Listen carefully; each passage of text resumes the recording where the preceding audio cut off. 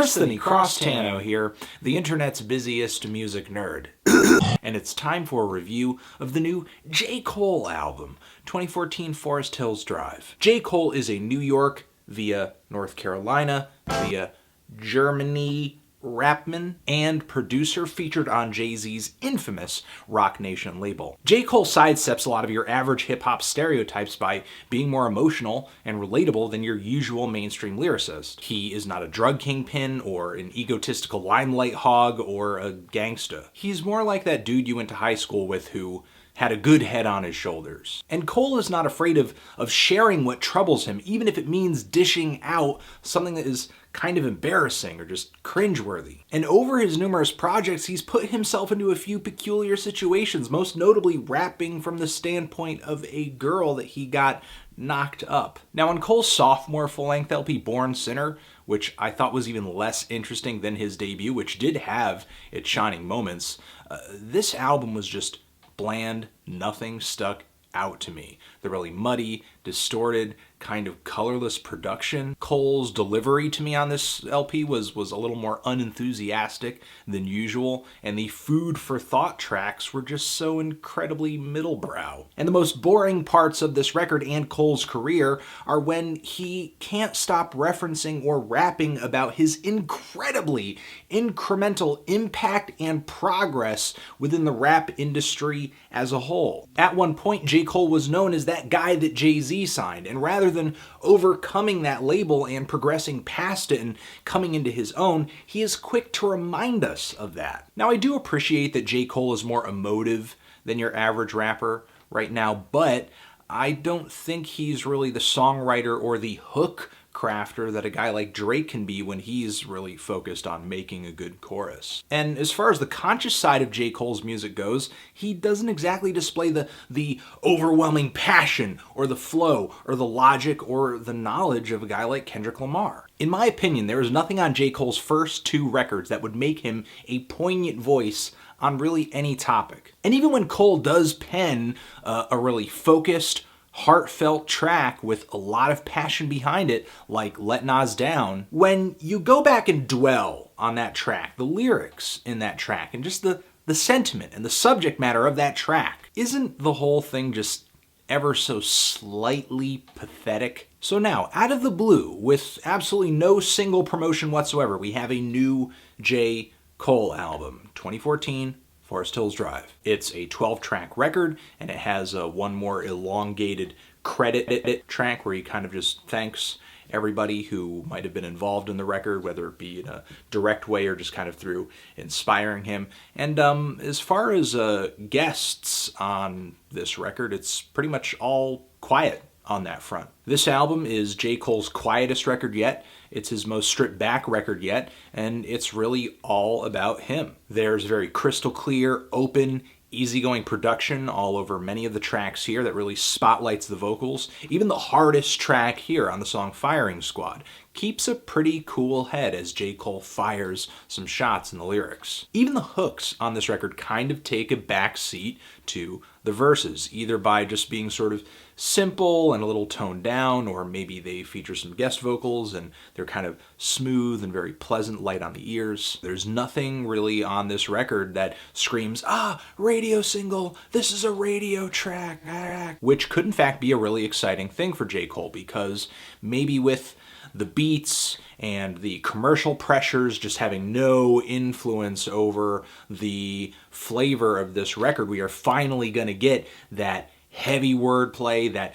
conscious food for thought that Cole has always implied that he's giving us, but maybe hasn't fully delivered on. There's the song January 28th, which kicks the record off. It's a very smooth start instrumentally, and some of the lyrics here I'm kind of disappointed by, because Cole seems to be continually astounded by how far he's come in rap music. He brags on his worthiness, his intelligence level, and every once in a while he drops a reality bomb. One line in particular that sticks out to me is asking what is the price on a black man's life, and he looks at the toe tag and there's not a zero in sight. The momentum on the record picks up on the song Wet Dreams, which is basically hip-hop's biggest virginity anthem. And I dig the soul sample on this track, I dig the flow, and J. Cole does do a good job with his lyrics of kind of catching the anticipation of that first time that you have sex. But for some people, this is going to be another moment in J. Cole's discography where he is just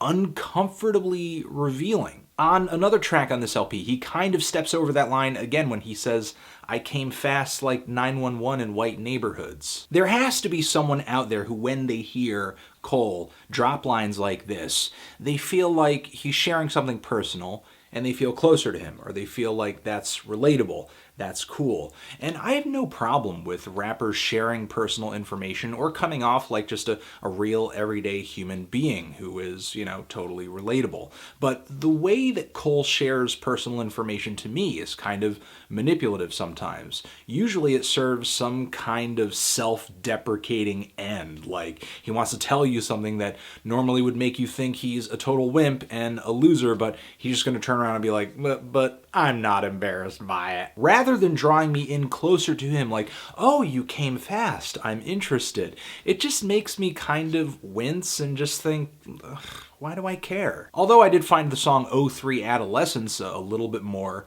compelling. This is a track where J. Cole is just on the edge of graduating high school. He knows a kid in his school who is basically a dealer, an up-and-coming street hustler, and he wants to know how he can get in that position, how he can kind of play that game and get involved in that life. But this kid sort of laughs at him and says, dude, you have so many opportunities laying out in front of you right now. I'm looking up to you. Why would you want to do what I'm doing? You have a chance to better yourself. It's a great track that seems to sort of display a fork in J. Cole's life and sort of puts things in perspective, like college and love and family. Although right on the next track, we kind of have a song talking about robbing people, stick-ups. Not that J. Cole says personally he indulged in this kind of behavior, but maybe this track is kind of J. Cole saying that some people don't necessarily choose the right path even when it is pointed out to them. It is an interesting and gritty song. I just wish the hook popped a little bit more on this track. Then we move on to Firing Squad, a really classic boom bap beat on this thing, just vintage groove. This track is 90s through and through. And it is not a fiery delivery, but we do have some hard truth rhymes, especially when J. Cole kind of jokes a little tongue-in-cheek about white people stealing the sound in regards to Macklemore, Eminem, Justin Timberlake, Iggy Azalea. After saying this, he kind of pats the listener on the head a little bit, saying, I'm just joking, but there is of truth to it. Even though I do have my reservations about the first half of this record, it's actually pretty solid. It has a good flow, and the songs consistently do have a pretty high quality to them.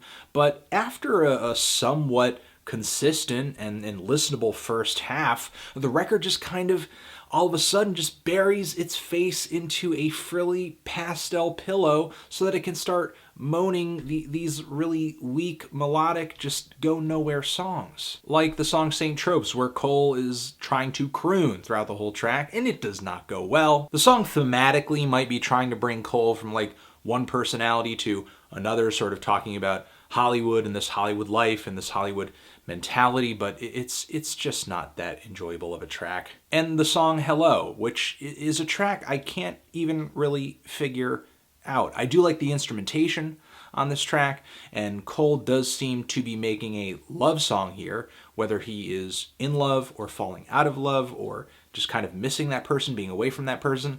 I can't totally figure out because the lyrics are so vague on this thing.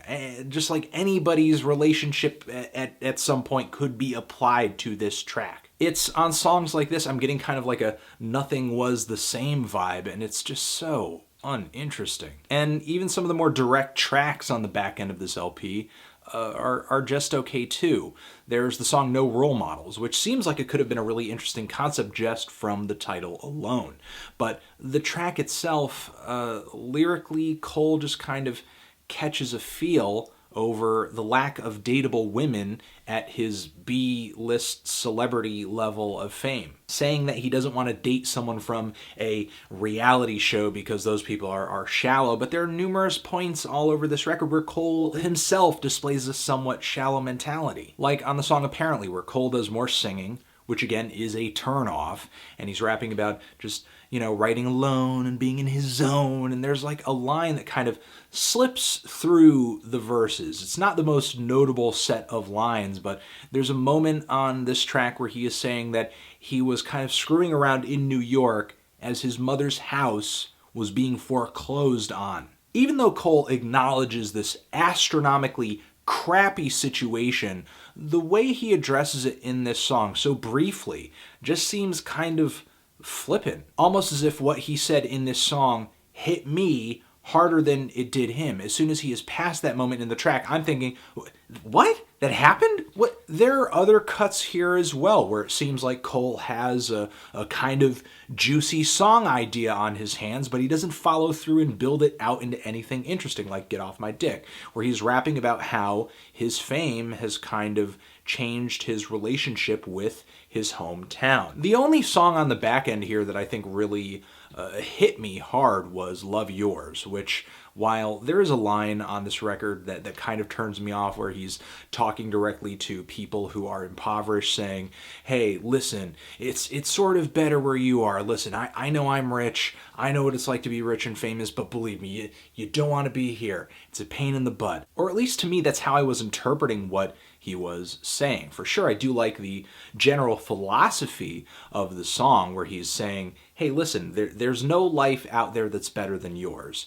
Your life is great. If there are people you love in your life, if you have health, if you have happiness, if you have, whatever he's basically saying you have, if you have those things, then learn to love them. If you can't learn to love what you have, you'll never really appreciate it. There's always going to be something out there that's more expensive, nicer looking, so on and so forth, but you're never even going to be happy with that if you can't learn to love what you currently have. And the sentiment of the track would have been great if he had left it right there, but it's almost as if he heard in his head someone saying, well, Cole, what about people who can't afford to eat? Which is a great question. But then when he goes on to defend that argument in the wake of that realization, his logic just crumbles. Overall, even though I do have my issues with this record, I do think Forest Hills Drive is Cole's most consistent project yet. The production certainly pulls things together really well. Cole's kind of subdued and kind of mild flow and delivery throughout much of the album leaves a lot of these songs just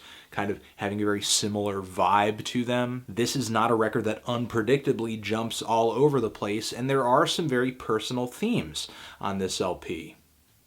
However, even on his most no BS album so far, there are a lot of lackluster songs and just kind of, again, cringe-worthy lines, especially on the back end of this LP, as Cole starts singing more and more and more. There are some things about this LP that are most definitely worth celebrating, but I feel like the more commercial projects I hear from J. Cole, the question of what makes him special becomes harder to answer.